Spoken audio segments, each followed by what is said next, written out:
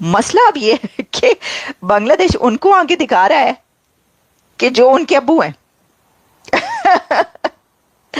कि जो जिन्होंने बनाया है।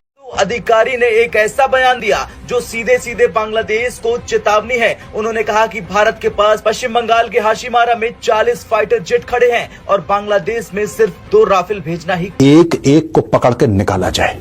हाल ही में भारत ने प्लान 365 की घोषणा की है, जो कि बांग्लादेश के खिलाफ एक व्यापक कूटनीतिक और आर्थिक रणनीति है। ये 1 साल के भीतर बांग्लादेश के समर्थन को कमजोर करने का लक्ष्य भी रखता है। अगले 365 दिनों में बांग्लादेश के लिए अपने आयात बिल को चुकाना मुश्किल हो जाएगा और वैश्विक संस्थानों से कर्ज पाना भी कठिन हो जाएगा। अब लोग कहते हैं साहब निकाल कैसे सकते हैं? क्या बांग्लादेश उनको एक्सेप्ट करेगा?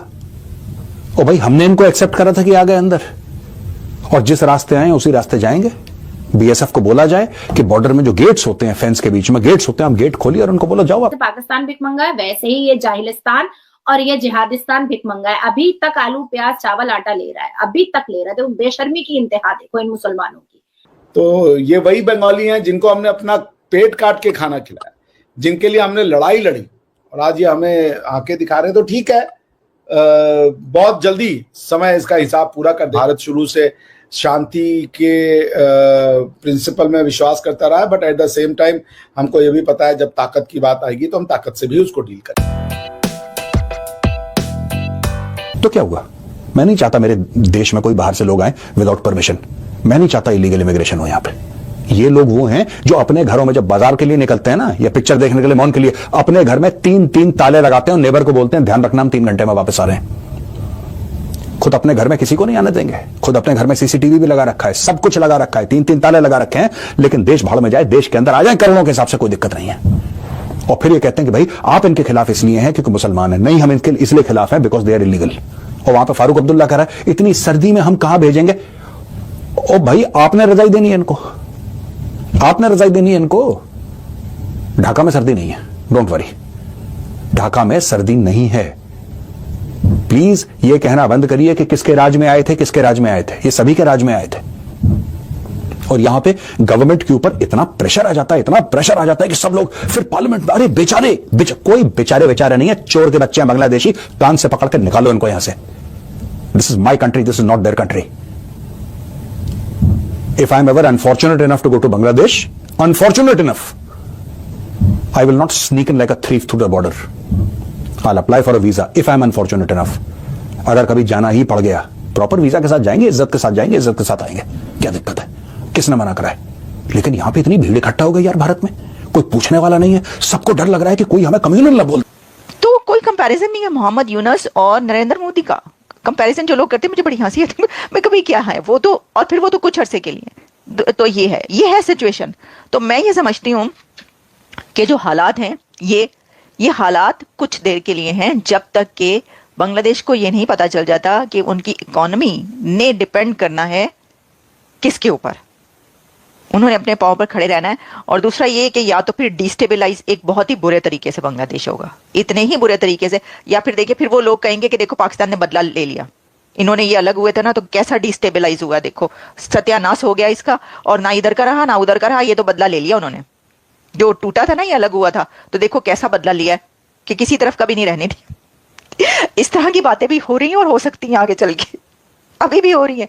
तो वो कहते हैं ना कि क्या क्या कहां तक सुनोगे, कहां तक सुनाएं, हजारों हैं शिकवे, आगे पता नहीं क्या। इसका मतलब ये है, जो मैं कहना चाह रही हूँ वो ये है कि इकोनॉमिकली बांग्लादेश को डिपेंड इंडिया पर ही करना पड़ेगा। ये बात आप याद रखिएगा। पैसा इंडिया ही देगा। अच्छा, पैसा ये भी हो सकता है कि इधर से भेज दे, हम भेज दें, अमेरिका, मतलब एड जो है वो कोई भी भेज सकता है मदद करने के लिए किसी भी कंट्री की। जैसे कि दुनिया के बहुत सारे कंट्रीज को एड जाती थी, लेकिन प्रॉब्लम यह कि एड से मुल्क नहीं चलते। और एड से जो मुल्क चलते हैं ना, वो ऐसे ही चलते हैं जैसे पाकिस्तान चल रहा है। वो ऐसे ही चलते हैं जैसे इस वक्त जितने एड पर चलने वाले कंट्रीज है दुनिया में, उनके हालात देख लें आप, क्या हालात हैं उनके। तो इस सिचुएशन में क्या बांग्लादेश चाहता है कि वो एड पर पड़े? अच्छा, एक और बात कि जो ये हालात हैं, कोई कंपैरिजन नहीं है। आप सोचें, अच्छा मोहम्मद यूनुस को बहुत नाम लिया जाता है, वो उनके बड़े मतलब नोबेल लॉरिएट और बहुत पढ़े लिखे सब कुछ, लेकिन एज ए लीडर तो मोदी का मुकाबला नहीं है ना। मोदी का स्टेटस, मोहम्मद यूनुस शुरू शुरू में उसको बड़ा मजा आया।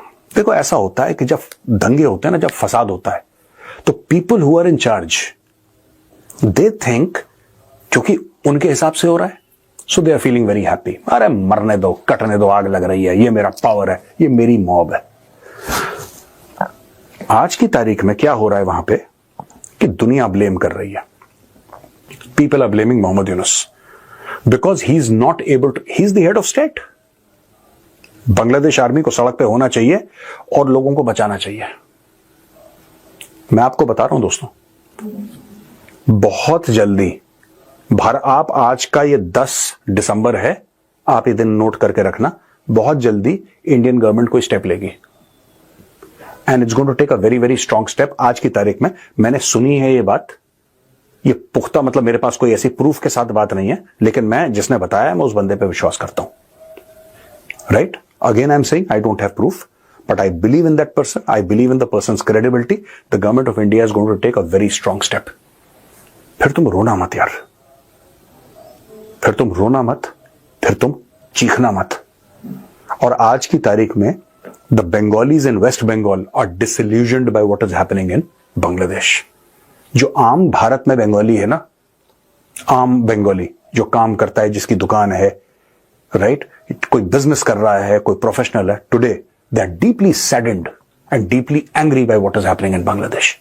भारत की तरफ से कि हमें हर तरह की, जैसे आपने कहा कि एक्सपोर्ट रोक देनी चाहिए, हम क्यों हेल्प कर रहे हैं, उसके बाद भी सरकार उनको सप्लाई दे रही है, उनके बाद वो जो उनको फंडिंग थी दी जा रही है, लेकिन अब बात की जा रही है कि अब इनके मेडिकल जो है बंद कर दो, डॉक्टर कोई बांग्लादेशी का इलाज ना करे, जिन लोगों के घरों में बांग्लादेशी काम करते हैं उनको बायकॉट करो, ताकि इनको पता चले कि इनकी रोजी रोटी जिस मुल्क से चल रही है ये उसी के खिलाफ है। लेकिन बार बार जब जब बांग्लादेश का नाम आता है, साथ पाकिस्तान की इन्वॉल्वमेंट बहुत ज्यादा जो है भारत की तरफ से बताई जाती है कि पाकिस्तान बहुत ज्यादा इन्वॉल्व हो रहा है, लेकिन अभी तक अगर देखा जाए तो कोई ऐसे कोई प्रैक्टिकल वर्क तो नहीं हुआ दोनों कंट्रीज के बीच। जैसे हम पाकिस्तान और बांग्लादेश की बात करें, जैसे एक खबर थी कि F-17 भी बांग्लादेश खरीदना चाहता है पाकिस्तान से, तो वो सिर्फ एक ब्रेकिंग न्यूज बनती है या कोई प्रैक्टिकल भी? क्योंकि आप 40,000 टन RDX तो आ चुका पाकिस्तान से बांग्लादेश में। एम्यूनेशन वगैरह तो बम गोला बारूद जो पाकिस्तान जिस चीज में प्रो है, या तो छोकड़ीबाजी में प्रो है पाकिस्तान, या तो जिहादियों में प्रो है, या तो बम गोला बारूद में प्रो है। यही 3 चीज में तो प्रो है पाकिस्तान। पाकिस्तान के पास एक एक्स फैक्टर सब में होता है, हर एक देश में और हर एक व्यक्ति में एक्स फैक्टर होता है। मेरा एक्स फैक्टर है I am a good speaker, आपका कुछ और एक्स फैक्टर होगा, किसी का कुछ और होगा। पाकिस्तान का जो एक्स फैक्टर है लौंडियाबाजी, छोकड़ीबाजी, वैसे तो ना कहें आप। दूसरा हो गया बम गोला बारूद, और तीसरा हो गया जिहादियों और आतंकियों को रोटी बोटी। इसी चीज से तो पाकिस्तान जाना जाता है। चलिए आप मुझे बता दीजिए अमेरिका किस हिसाब से देखता है आपको, 56 मुस्लिम मुल्क आपको किस हिसाब से देखता है, आप मुझे बताइए भाई। यहाँ पर तो ऑलरेडी RDX आ चुका, 7% हिंदुओं को बांग्लादेश से बिल्कुल खत्म कर देने के लिए, उजाड़ देने के लिए ऑलरेडी RDX, बम गोला बारूद, एम्यूनेशन सब कुछ आ चुका है। अब कौन सा, अब क्या करना है? अब क्या मतलब एकदम से पाकिस्तान खुद उतर जाएगा क्या? अपने जिहादियों को तो भेज ही चुका है पाकिस्तान। जो एक जिहादी मानसिकता है उसका द्योतक है। भारत ने क्या नहीं किया है बांग्लादेश के लिए, और ये मिल रहा है। ये शिक्षा दे रहे हैं ये लोग, और बहुत ज्यादा बड़ी बड़ी बातें बोलने से हम ये कर देंगे, हम वो कर देंगे, और ऐसा कर लेंगे, वैसा कर लेंगे, होता कुछ नहीं है। आप दबा दिए जाओगे, क्रश कर दिए जाओगे, क्योंकि जो बोलता नहीं है इसका ये मतलब नहीं है कि वो कर नहीं सकता। भारत शुरू से शांति के प्रिंसिपल में विश्वास करता रहा है, but at the same time हमको ये भी पता है जब ताकत की बात आएगी तो हम ताकत से भी उसको डील करेंगे। बांग्लादेश में जो हिंदुओं के साथ नरसंहार, जेनोसाइड हो रहा है और दुनिया उस पर साइलेंट है, वो बड़ी ही दुख की बात है। तो ये वही बंगाली हैं जिनको हमने अपना पेट काट के खाना खिलाया, जिनके लिए हमने लड़ाई लड़ी, और आज ये हमें आंखें दिखा रहे हैं। तो ठीक है, बहुत जल्दी समय इसका हिसाब पूरा कर देगा, बिकॉज मैं मानता हूं सत्यमेव जयते। जी सर, आप क्या समझते हैं कि अब बांग्लादेश और इंडिया के रिलेशंस में आप क्या इसका फ्यूचर देख रहे हैं? बांग्लादेश के साथ फ्यूचर तो देखिए टेम्पररी होते हैं, कोई भी चीज परमानेंट नहीं होती। जब उनका होश ठंडा होगा तो उनको समझ में आ जाएगा कि वो क्या बोल रहे हैं, और ये दुख का बात है जो हिंदुओं के जेनोसाइड हो रहा है, लेकिन ये भी है कि हर समय एक चीज नहीं चलती। अभी वो थोड़ा उछाल पर है, कभी हमारे साथ इंटरनेट की जो कॉन्ट्रैक्ट है उसको कैंसिल कर रहे हैं, कभी किसी चीज को कैंसिल कर रहे हैं। अभी बहुत ज्यादा उछाल पे है, भारत के अगेंस्ट में पैम्फलेट बांटे जा रहे हैं और ये सब चीजें हो रही हैं। तो दुख का है ये समय, लेकिन ठीक है, टेम्पररी है। 1 साल 1.5 साल चलेगा, जब खाने के पैसे नहीं आएंगे अपने आप सारी की सारी जो गर्माहट है वो ठंडी हो जाएगी। और हमको पता भी है कि how to deal with these kind of people. लगता है कि हिंदू जेनोसाइड अब हिंदुओं को ही खत्म करना पड़ेगा और बिल्कुल नेतन्याहू जी इजराइल में जैसे ऐसे जिहादी और आतंकियों का सफाचट कर रहे हैं और सफाया कर रहे हैं, बस वही राजनीति और वही रणनीति और वही स्ट्रैटेजी अपनानी होगी और तभी जाकर के हिंदू जेनोसाइड खत्म हो सकता है। बिल्कुल आपने सही कहा कि ये चीजें नहीं होनी चाहिए। शेख हसीना के साथ जो वो तो खैर सब देखते हैं। तो ये जो ट्रेंड सोशल मीडिया पे देखने को आ रहा है कि बाइकआउट बांग्लादेश, क्योंकि इससे पहले बांग्लादेश पे जैसे मैंने कहा मैंने बहुत वीडियो रिकॉर्ड की, लेकिन इतना एग्रेशन मैंने पब्लिकली नहीं देखा जितना एग्रेशन अब दिखने को मिल रहा है। और क्योंकि अब जैसे लास्ट वीक वीडियो वायरल हो रही थी कि वो बांग्लादेश में जो है हिंदुओं को फोर्सफुली कन्वर्ट करवाते हुए दिखाया जा रहा था। स्पेशली बांग्लादेश के अंदर जो हिंदू स्टूडेंट पढ़ रहे हैं उनकी वीडियो जो है वायरल हो रही है। तो अब आपको ये जो आने वाला ये जो वीक है, ये जो कुछ घंटे हैं जो बड़े अहम बताए जाते हैं कि जैसे हर तरफ एक कैंपेन चल रही है कि अब बांग्लादेश को पनिश करना चाहिए, इट्स राइट टाइम कि आप पनिश करें बांग्लादेश को। तो आपको क्या लगता है कि कुछ बड़े स्टेप उठाए जा सकते हैं? कभी भी किसी भी वक्त मुझे ऐसा लगता है, मुझे क्या ही बोलने की जरूरत है, एक रात ऐसा होगा कि ब्लैकआउट होगा, दूसरे रात हम जब देखेंगे तो बांग्लादेश चटियल मैदान होगा।